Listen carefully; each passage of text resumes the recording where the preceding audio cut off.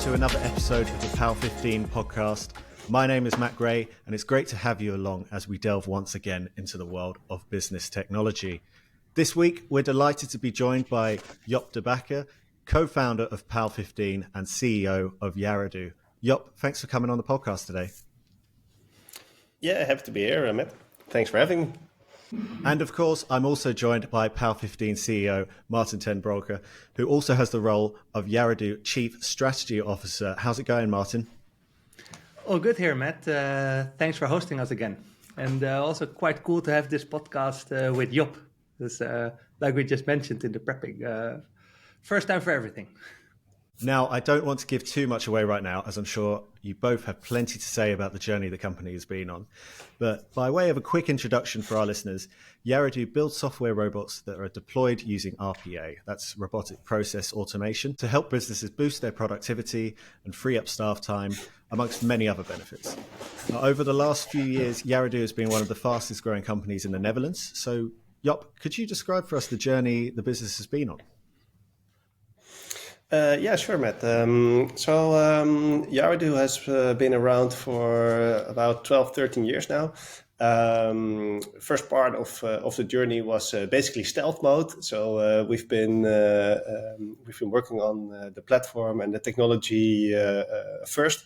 Like you mentioned, it's a robotic process automation platform. So yeah, you can imagine that we've spent quite some time to perfect that technology and to get it started in the first place. Because it comes down to quite a lot of technology basically combined in one platform to work with object recognition, template matching, all kinds of things that are relevant for the way that we automate processes. I think for the first 6 years or so, we've been in that stealth mode, doing a couple of customer projects, but to a large extent, basically getting ready and developing a fully fledged solution. And the last couple of years, I think, say 4 or 5 years now. We've gone out of stealth mode. We've started to build an organization. Started to really get some traction in terms of generating demand, onboarding customers, onboarding partners. And we've been growing like 200 to 300% over the year the past couple of years. I think where we started off with a really technical bunch of nerds in the early days, we are now with well over 30 people, including like a customer support organization, a commercial team, a delivery team, et cetera, et cetera. It's been an amazing journey so far, I must say. I've been involved for the last 5 to 6 years, spending most of my time on Yarado. I was really amazed about what Yarado and RPA in general and Yarado in particular can do. As some of the listeners might know, I've been involved in Paal15 as well. We've seen so many amazing solutions in the tech space. And this one came on our path. We immediately recognized the opportunity to optimize and streamline our own internal operations. And also, we saw great potential on how to apply that same dynamic with customers that we serviced with Paal15 already.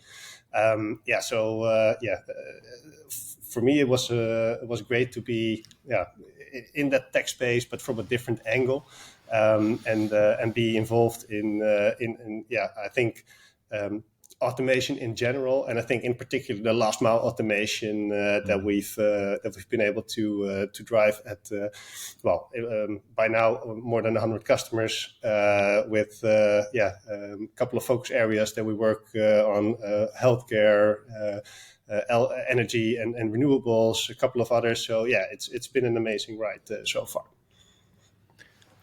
I guess what is cool about RPA in general is that, and then also the reason why Jop and I decided to invest in Yarado and eventually became majority shareholders is it used to be for the happy few. RPA was something which was for the happy few. There were a couple of there were a couple of software vendors, and the rest was high-end consulting and difficult implementation. Whereas what you see now with Yarado is the majority of our customers is not enterprise, and it's those customers who were typically not able to take advantage of this type of technology. So I think that was what got us enthusiastic about this in the first place. Yeah, I think it was a very interesting combination of like a business opportunity in a way that you can really change the dynamics in that particular space, and secondly, like the technological aspect of it, which is I guess a perfect combination to bring together. So you've both been on this journey involved in Yarado for about 5 or 6 years, as you said then. So I'd love to know what the most important lessons you guys have taken away from the journey that you've been on in that time. Well, I hope we've got enough time to cover this cover this chapter. Put really short, I think the struggle is real, I do say that with like a smile on my face and looking back at the past couple of years.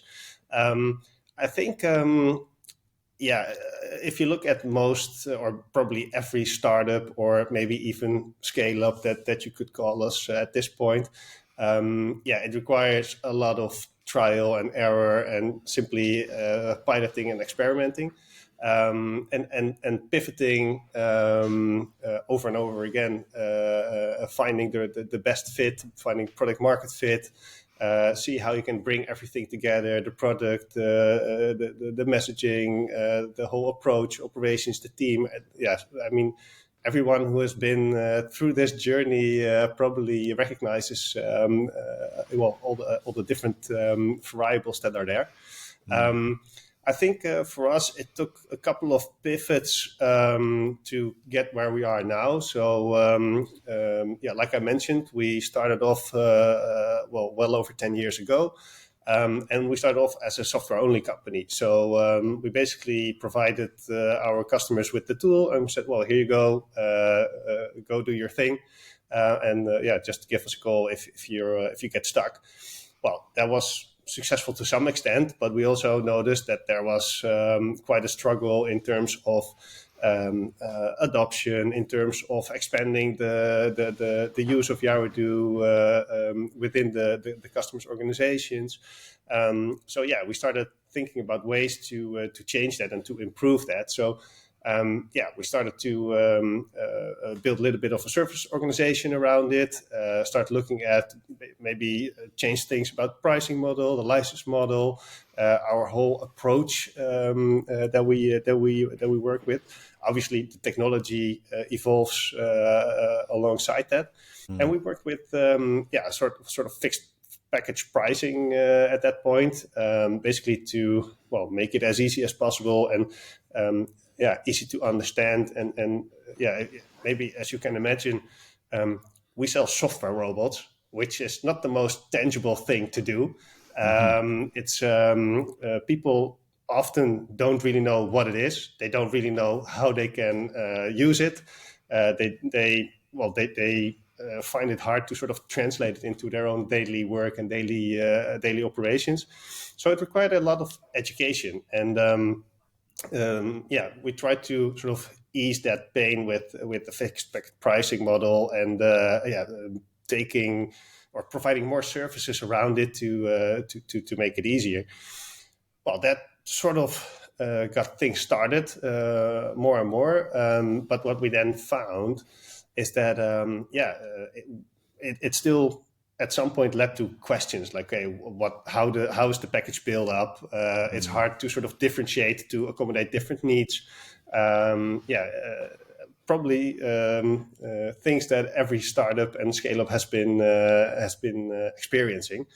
So then we pivoted to much more towards a really managed offering with much more transparent model with the different components that you sort of can mix and match to make it work best for you.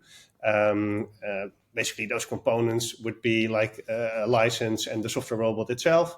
It would be a support package, and it would be like the typical development of the tasks that we automate. It took us a couple of pivots to get there, but once we figured that out, we saw that it really resonated, and a lot of organizations were really happy with that. That sort of freedom to mix and match, and also with the fact that our approach difference from a lot of other vendors out there, or simply providing a tool and let you figure it out on your own. So I think what most companies really like is that we now bring a combination of knowledge of our tooling, process thinking, and organizational insights and priorities, which for most organizations is pretty difficult to get in-house, especially if you see the mid-market and the SME market. Those are not the typical organizations who are able to build like their own center of excellence internally, or spend like hundreds of thousands of dollars or euros on building something up like that. So I think that's a really important one. And I think last but not least is that, like I mentioned, we tried to fix a couple of starting points. Basically, the technology, how it works, make it sort of intuitive and make it easy to work with, so that the time to implement is really short, which allows us to service more and also smaller organizations, but also more automate more processes within those organizations. Second part is that we basically have a really pragmatic approach to basically align with that ease of use in the technology. And then if you look at the license model and the pricing model, we basically said, even though there are a couple of variations, we try to keep it around the price of maximum of full-time employee, typically a lot less than that.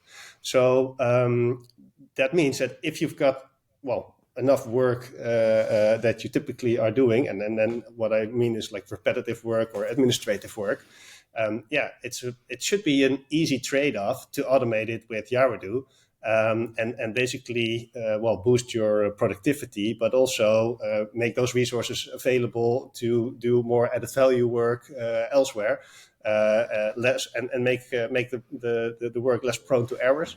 And what we often see is that it allows for an increase in service levels, because information gets processed 24/7, it gets processed flawlessly. We have a couple of examples where it really increased customer satisfaction, but also employee happiness and the service levels in general. So once you start working with RPA and with Yarado, I think in particular, it leads to multiple benefits, regardless of what is the initial driver of starting to work with RPA. I guess that, in short, is what a lot of struggles have been over the past couple of years. And then I let alone like finding the right people, building the team, put them on the right spot, et cetera, et cetera, et cetera. Which I think is a bit more generic growth pains, I guess. Yeah. I hear what you say. What I liked about what you just mentioned is also the part about not even product market fit, but then finding a model also to stand out and how to do it. And it's pretty impressive to see that with the latest pivot offering this as a service, you see that it's almost unmatched from competition, because if you're an implementation house and you sell your hours of implementation of other one's software, it's very difficult to do that as fast as you can, because that bites your business model. Whereas with Yarado, the beauty is like, hey, we have this amazing tooling, this amazing robots, they can help you ASAP. Just sign the deal, then we come in and we'll implement it for you as soon as we can. That gives you a fairly unique place in the market, which then also brings you to the next challenge. And I think that's one of the things Jop mentioned earlier. The moment you start scaling, you have the direct, you have your direct channel, but then building a partner channel is more difficult in this way, because we look for our partners not per se to to implement, because most of the partners, they're not interested in that because it bites in their business model. But for us, having a partner which has tremendous amount of knowledge from a certain sector, that's what makes it unique. So one of the reasons I think where we are really keen on the health market is because of the partners we have there. So it's quite interesting to see that movement, finding the right channel, finding a right partner motion, having the right partners then on board to help you scale. I think that has been very, very interesting in the last year. Yeah, it sounds like it's been quite the journey. I was interested, Jop, you said that, you see the technology around RPA changed so much in the time that you guys have been kind of at the helm of Yarado. And right now we're in the midst of phenomenal hype around AI. It's in the news every day, and we've been covering it here on the podcast. So I'd kind of be interested to get your thoughts on how RPA and AI compare. Are they two technologies that can work hand in hand, or could AI actually mean the end of RPA? Yeah, it's an interesting question. I think when AI, really kickstarted about a year ago, I think a lot of, people within our space thought it would be really, a real risk to what we're doing with RPA. But I think now we've come to a little bit more of understanding. We see what's possible. We see how we can link everything together. AI, for me, is the biggest opportunity that we've seen for Yarado so far, for several reasons, I think. So first one is a simple one. It put automation even more on everyone's agenda than it already was. So we've got challenges in terms of finding staff. We've got challenges in terms of productivity. A lot of stress has been on the entire workforce over the past couple of years, and that's not going to change anytime soon, I think. So where we're tapping into that agenda with Yarado and RPA, I think AI put it even more on the agenda, also in sort of more general way. It's something that people talk about on their birthday parties, right? Which a couple of years ago, wasn't really the case. Trust me. No. Was very nerdy, very particular birthday parties. Very particular birthday parties. So that has really become more mainstream topic, and I think that very much fits into the trend that we see towards hyper automation, like RPA, AI, those streams, maybe machine learning, even they converge to something. Which some tend to call intelligent automation, maybe hyper automation. I think we started to call it work automation, actually, because that's in the end what we do, and how we combine AI and RPA and potentially a couple of other tools that play a role there. So what we see is that when we started, the automation was fully based on our robots, our software robots, and sort of limited to stuff like object recognition, etc., on some interface. Now we've been working for the last couple of years already, also to include APIs and other ways of implementing to make it really like a work automation platform instead of an RPA only solution. We've made a lot of progress there.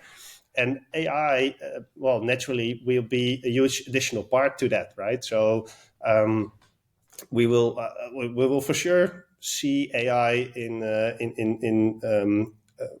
several aspects of what we do. So if I break it down very simple, we will see AI both in our platform and also in every implementation that we do for an end customer. So if you look at the internal use of AI, if we start using AI, and we already do, but if we use AI more in our own platform, This will lead to a drastically shortening the implementation time that we already focus on shortening. So that's one of the things that's potentially a game changer. I mean, we now spent maybe a couple of days on implementing a process. Yeah, we've already seen through the use of AI that we can maybe bring it back to a couple of hours even, or maybe even less. So that's really an interesting application. We can also think about using it for example, reporting purposes in our own online portal for customers. Interactive chatbots where they can simply ask, well, what happened to this or this record that the robot has processed, and get direct feedback. So there's tons of things that we're working on, and I expect to go live over the rest of the year. And I mean, it's January, so we've got some time left, but a lot is happening there. Second part is basically the external part. So it opens up a lot of new use cases for our customers. We've always been looking at how can we identify the most interesting processes or tasks to automate with the most impact and the highest feasibility, you can look at it from a couple of angles, right? So you want to have structured data, you want to have high volume, high value, preferably, not so much exceptions to the rule. What we now see with AI as an additional component in what we do, and maybe document understanding as part of what we do, a lot of new scenarios open up where we can work much better with unstructured data and unstructured processes than that we've been able to do so before. So where in the past maybe we would start with automating for example, the vendors or the suppliers with the largest number of invoices that we could process. Well, we can now say, it doesn't really matter what format it is. We just get the data out. And even though it's unstructured and a lot of the different formats are used, no worries, we'll fix it for you. And we'll fix it as quickly or maybe even faster than we've done before, because we also use AI now in automating your tasks. So it opens up a lot of new opportunities for the end customer as well. And then I think what makes it really, really powerful, and why I very much see this as an opportunity instead of a threat. AI, as we currently know and see, is not always available for everyone to solve their problems, and that's partly due to the systems they use, for example. So with RPA, we can actually bridge the gap between having sort of the brains with AI and having RPA being the hands actually doing the knowledge. So use AI as one of the components to orchestrate a larger process, for example. And we've already seen a lot of very, very interesting and very valuable scenarios in practice there. And I think looking at how quickly AI is becoming commonly applied across all organizations and processes, adding AI and RPA together in the mix, that's really where the last mile automation of very many organizations comes together. So I think that's really interesting development, and very much looking forward to what's that going to bring over the rest of the year and the future. It's quite cool, right? What you say is like at one end, AI coming into the mix allows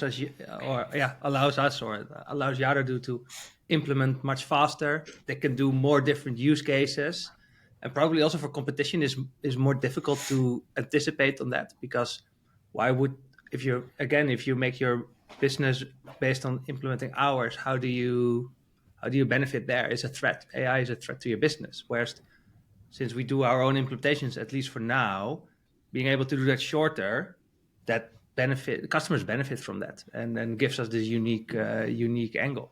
And I think that's the amazing part. And the last thing, Jop, you mentioned the brains of and the hands working together. I guess work automation is a very smart way of describing that. Going into not just one type of technology, but combining all these technologies ultimately to automate some sort of work sounds like a pretty cool move.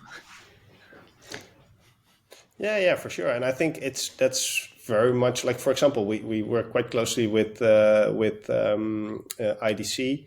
Yeah, they've been calling it intelligent automation for some time already. Yeah, that's simply because of that whole trend of ML, AI, RPA, and a couple of other technologies coming together. And I think we've all been working towards that direction one way or another. And now things are really accelerating, and we see that that's really happening. And there you see the both RPA and AI really sort of kickstart or boost, maybe is a better word, the whole adoption of automation in general, simply because more and more is becoming possible as well. So I love it, having those conversations with prospects or customers as well, because we are in that space, and it's already hard to keep up with everything that's going on and all the developments. Imagine that you're just doing your stuff and you need to keep up with it, as your hobby in your Friday afternoon or your spare time. I think that's one of the key things that we're doing as well, right? Educating the market, educating people who would like to move forward in this direction. And what I find really amazing is that we've got several customers who basically put their trust in our hands. They say, well, I believe in this direction. I basically have no clue what we can improve, what the outcome will be, and how we should approach it. But please take me by the hand and guide me, and whatever works best, take me there and take it out of my hands and serve me on that part. Yeah, that's and if we've started several client relationships that way. Looking back at those, it's amazing to see what you can achieve. Just by getting that trust and basically delivering on it. I guess it's as easy as that. Yeah, amazing.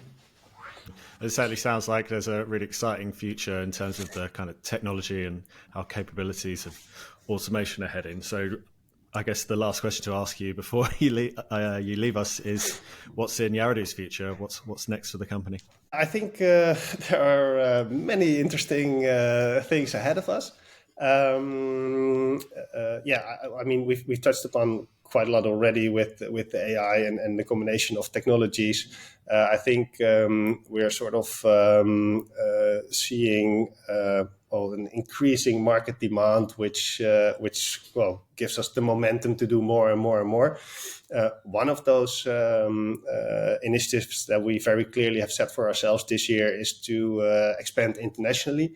There are a couple of markets I think that are very interesting to look at. That could be probably the Nordics or the UK, a couple of markets around us in Europe, of course. Looking at Australia, for example, and you all see that they have similar challenges as where we are now. I think for us, preparing ourselves and professionalizing to the next level that we can actually service those markets remotely. That's going to be an extremely interesting move for the rest of 2024, I think. We've been looking at the plans for 2024, obviously, because it's the beginning of the year. I'm simply just looking forward to getting started and show the world what we can do the rest of the year, right? And I think, like we said, we've proven the model, the approach, how we differentiate, how we stand out. So for us now, it's the challenge to basically show it to more people and make sure that they get just as excited as we are, and help them seize the opportunity and get the benefits that we can bring. Well, brilliant. Exciting plans ahead for 2024. Then we're looking forward to seeing where your journey leads to next. That's about all the time we have for today. Jop and Maarten, great to see you both as always. I'm sure you have plenty to be getting back to, but thank you for joining us on the episode today. Thanks a lot, Matt. I always appreciate you hosting us. So anytime. Welcome. Well, couldn't agree more. You're welcome back anytime, of course. If you're interested in finding out more about Yarado or more about RPA, head to yarado.com. You can also find Jop and Maarten on LinkedIn. They're regularly posting about RPA and automation on there and how it's helping businesses. They're well worth a follow, so make sure to do that. And finally, if you've enjoyed this episode of the Paal15 podcast, please do like and subscribe. We're live now on YouTube, Spotify, and Apple Music. So wherever you get your podcast fix, we will be there. And all that's left for me to say is thank you for joining us. We'll see you next time.